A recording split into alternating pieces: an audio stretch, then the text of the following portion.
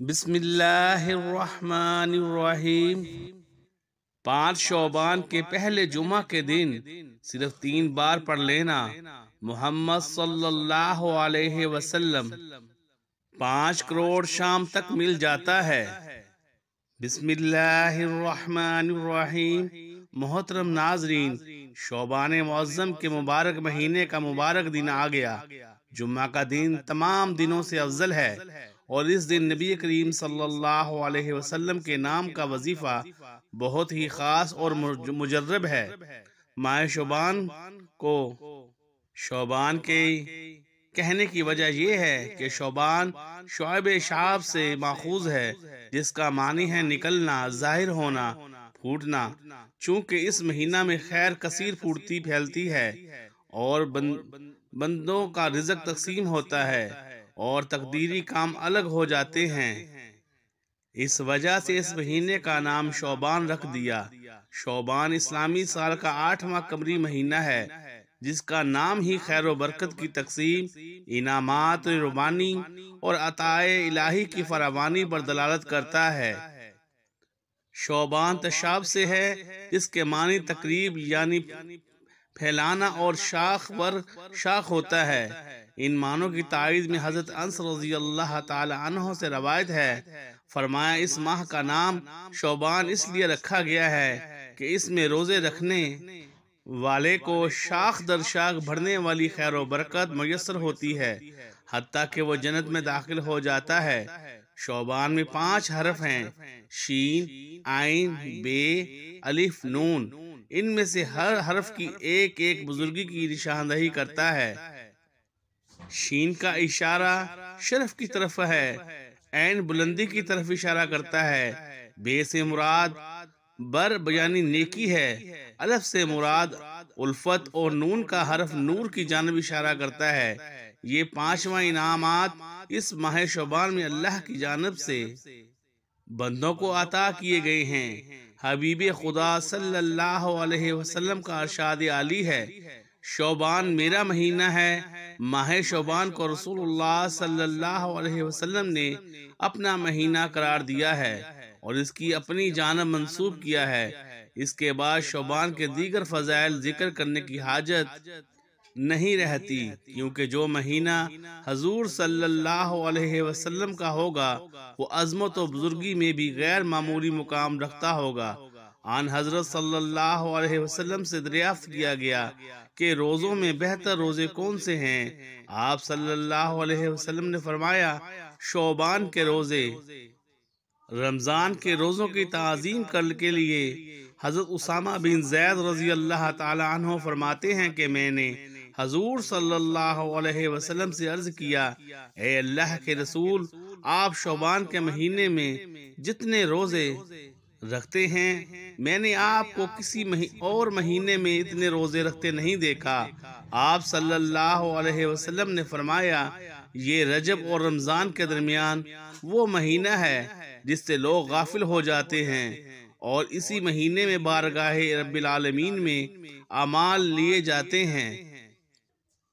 تو میں یہ چاہتا ہوں کہ جب میرے اعمال لے جائے جائیں تو میں روزے سے ہوں۔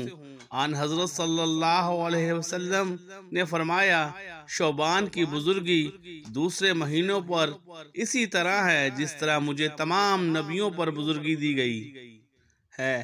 حضرت انس بن مالک رضی اللہ تعالی عنہ سے روایت ہے کہ آن حضرت صلی اللہ علیہ وسلم کے بزرگ اصحاب شعبان کا چاند دیکھ کر قرآن کریم زیادہ پڑھا کرتے تھے۔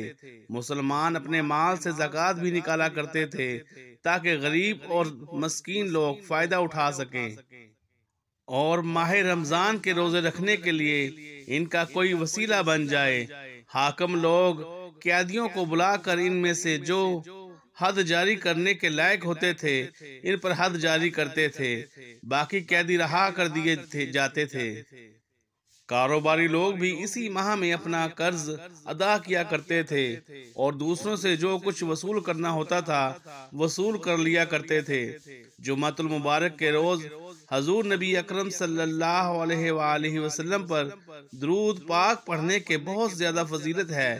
حضور نبی اکرم صلی اللہ علیہ وآلہ وسلم نے خود جمعہ کے روز کثرت سے درود شریف پڑھنے کا حکم فرمایا ہے۔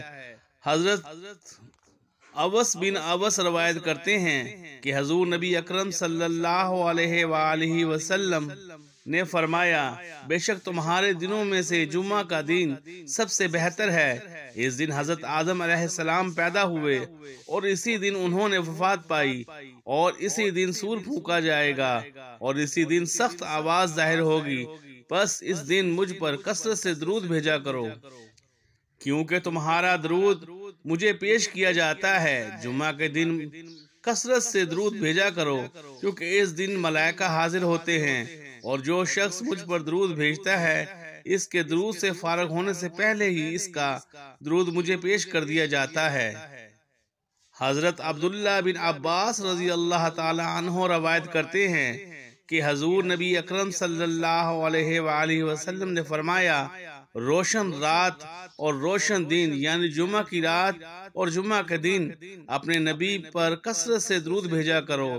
حضرت امام شافعی نے فرمایا، ایک بزرگ کو خواب میں دیکھا تو پوچھا، اللہ تعالیٰ نے تم سے کیا معاملہ فرمایا؟ اس بزرگ نے جواب دیا، مجھے بخش دیا اور اعلیٰ اعزاز عطا کیا۔ سب سے بڑی چیز یہ ہوئی کہ میرا کوئی حساب کتاب نہ ہوا۔ امام صاحب نے پوچھا، وہ کیوں؟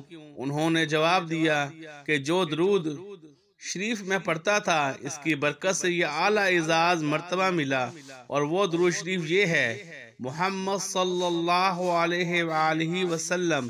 دوستو، صبح اٹھتے ہی یہ وظیفہ پڑھ لینا۔ صبح اٹھو، کوشش کرنا فوراً یہ وظیفہ پڑھ لینا۔ آپ چاہو تو اس وظیفے کو پورے دن میں کسی بھی وقت پڑھ سکتے ہیں۔ یہ وظیفہ میری بہنیں میرے بھائی دونوں پڑھ لیں۔ یہ وظیفہ غیبی دولت کا ایک بادشاہ وظیفہ ہے۔ اس وظیفے کو پڑھنے والا اگر چاہتا ہے کہ اسے غیب سے پیسہ مل جائے، دولت مل جائے، ان کی عزت ہو، ان کو چاروں طرف سے پیسہ آنا شروع ہو جائے، تو یہ آج کا وظیفہ غیبی دولت کا طاقتور وظیفہ ہے۔ اس وظیفے کو آپ لوگ چاہو تو اپنے گھر میں پڑھ لو، چاہو تو دکان میں پڑھ لو، آفس میں پڑھ لو، جہاں چاہو پڑھ سکتے ہو، لیکن کوشش کرنی ہے کہ صبح اس وظیفے کو پڑھ لیں۔ اس وظیفے کو پڑھنے کا جو خاص وقت ہے وہ صبح کا ہے۔ اگر آپ چاہتے ہو کہ پورے دن میں آپ کو روزی ملتی رہے، رزق ملتا رہے، پیسہ ملتا رہے، رزق کے اسباب بنتے رہیں، دولت آتی رہے، آپ کے گھر میں، آپ کے کاروبار میں برکت ہو، پیسہ آنا شروع ہو، تو اس وظیفے کو صبح اٹھ کر جیسے ہی اپنے بستر سے کھڑے ہو جاؤ، ہاتھ منہ دھو کر اس وظیفہ کو پڑھ لو۔ اس وظیفے سے فائدے ہی فائدے ہیں۔ یہ وظیفہ شاید آپ نے اپنی زندگی میں کبھی نہ کیا ہو۔ یہ وظیفہ آپ کو گھنٹوں میں بیٹھ کر نہیں پڑھنا، منٹوں بھی نہیں پڑھنا، 30-40 سیکنڈ نکالنے ہیں۔ آدھے منٹ کا یہ پورا عمل ہے۔ یہ خاص عمل ان کے لیے ہے جو میرے بہن بھائی پریشان حال ہیں۔ وہ جمعہ کے دن کا یہ وظیفہ لازمی پڑھ لیں۔ جو بالکل پڑھنا بھی نہیں جانتے، جن کو ایک لفظ بھی پڑھنا نہیں آتا، وہ بھی میرے ساتھ پڑھ سکتے ہیں، اور جو بہن بھائی پڑھنا جانتے ہیں وہ بھی ضرور پڑھیں، کیونکہ میں آپ کو اس کو پڑھ کر بھی بتاؤں گا تاکہ پڑھتے وقت غلطی نہ ہو۔ اللہ والو، تقدیر کو اگر فوری طور پر بدلنا چاہتے ہو تو یہ ویڈیو آپ نے بالکل سکپ نہیں کرنی۔ آپ کی انشاءاللہ بڑی سے بڑی حاجت، بڑی سے بڑی مراد، ایک دن کے اندر آپ کی حاجتیں بھی پوری ہوں گی، آپ کی پریشانی بھی دور ہوگی۔ اللہ پاک کے حکم سے ایک مرتبہ صحابی رسول حضرت ابو ذر مسجد نبوی میں وارد ہوئے۔ اس وقت حضور اکرم کے پاس جبرائیل آئے ہوئے تھے۔ جبرائیل نے کہا، یا رسول اللہ، ابو ذر آئے ہوئے ہیں۔ سرکار دو عالم نے دریافت فرمایا کہ اے جبرائیل، کیا تم ابو ذر کو پہچانتے ہو؟ جبرائیل نے عرض کیا کہ یا رسول اللہ، ابو ذر آسمانوں میں زمین کی نسبت زیادہ مقبول ہیں۔ اس کے 3 اعمال خداوند قدوس کو پسند آ گئے ہیں۔ ایک تواضع و انکساری، دوسرا سورہ اخلاص کی کثرت سے تلاوت، اور تیسرا حد سے زیادہ درود پاک کا پڑھنا۔ ناظرین، پہلے تو آپ لوگ اس ویڈیو کو مکمل دیکھ لیں۔ اس وظیفے کو آپ لوگ کہیں پر نوٹ کر لو۔ یہ وظیفہ اتنا آسان ہے کہ آپ لوگ اپنے دماغ میں بٹھا سکتے ہیں۔ ویڈیو دیکھتے ہی آپ کو اس وظیفے کی مکمل سمجھ آ جائے گی۔ بالکل آسان سا وظیفہ ہے، کوئی چھوٹا بچہ بھی پڑھنا چاہے تو وہ پڑھ سکتا ہے، کیونکہ یہ کوئی مشکل وظیفہ نہیں ہے۔ ناظرین، جمعہ کے دن کا یہ وظیفہ اگر آپ کسی بھی وقت کی نماز کے بعد پڑھنا چاہیں تو پڑھ سکتے ہیں۔ صبح کے وقت اگر آپ کے پاس وقت نہیں ہے تو آپ ظہر، عصر، مغرب، عشاء کی نماز کے بعد بھی پڑھ سکتے ہیں۔ صرف 40-50 سیکنڈ کا یہ وظیفہ، زیادہ سے زیادہ 1 منٹ کا آپ نے وقت نکال لینا ہے۔ اطمینان سے بیٹھ جانا ہے، خاموشی سے ایک طرف وظیفہ پڑھتے وقت کسی سے بات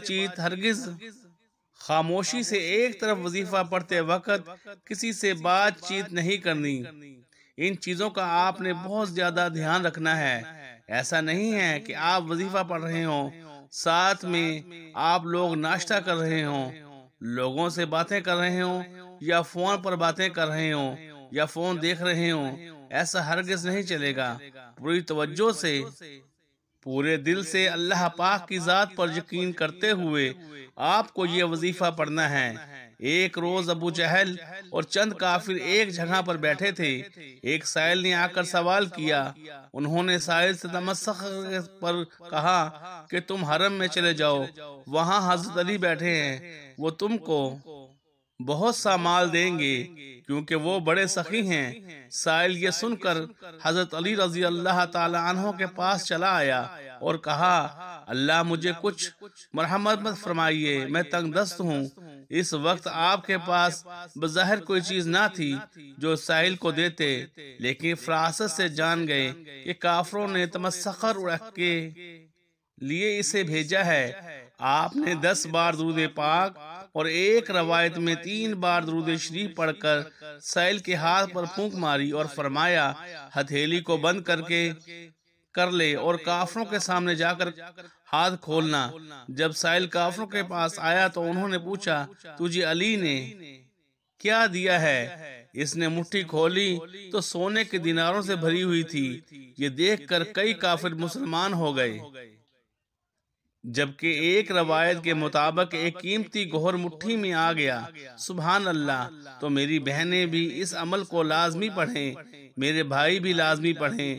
مرد عورت پڑھ سکتے ہیں، گھر کا کوئی ایک فرد پڑھ لے تو وہ بھی کافی ہے، لیکن اگر پورا گھر اس وظیفے کی عادت بنا لے کہ صبح جیسے ہی بستر سے اٹھنا ہے، اٹھتے ساتھ ہی آپ نے صرف 1 منٹ کا یہ وظیفہ آپ نے پڑھ لینا ہے۔ گھر کا ہر فرد پڑھے گا، پھر دیکھنا کیسے گھر میں برکتیں آنا شروع ہو جائیں گی۔ آپ سارا دن دولت میں کھیلتے رہو گے۔ اللہ والو، آپ نے سب سے پہلے 1 مرتبہ درود پاک پڑھ لینا ہے، صرف 1 مرتبہ، کوئی سا بھی درود پاک آپ پڑھ سکتے ہیں۔ درود ابراہیمی پڑھ لیں، صلی اللہ علیہ وآلہ وسلم پڑھ سکتے ہیں، صلی اللہ علیہ وآلہ محمد پڑھ لیں۔ جو درود پاک پڑھنا ہو آپ لوگ 1 مرتبہ درود پاک پڑھ کے اس وظیفہ کو پڑھنا شروع کر دیں۔